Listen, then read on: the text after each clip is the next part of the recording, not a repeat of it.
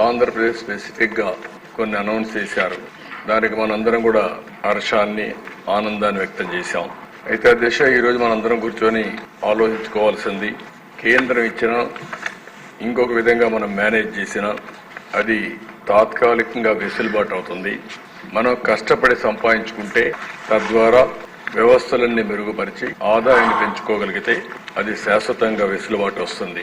గడచిన 5 సంవత్సరాలు ఈ రాష్ట్రంలో ఏం జరిగింది, దీనివల్ల ఎంత నష్టం జరిగింది, ఎంత కోలుకొని దెబ్బతిన్నామో ఎప్పటికప్పుడు అందరికీ తెలియజేయాలనే ఉద్దేశంతోనే ఇప్పటికే పోలవరం పైన ఒక శ్వేతపత్రం, అమరావతి విధ్వంసం పైన ఒక శ్వేతపత్రం, విద్యుత్ శక్తి పైన ఇంకొక వైట్ పేపర్, మొత్తం సహజ వనరు ఇసుక లేకపోతే భూగర్భ ఖనిజ సంపద, భూములు ఏ విధంగా దోపిడీ అయినాయో దానిపైన కూడా ఒక వైట్ పేపర్ పబ్లిసైజ్ చేశాం.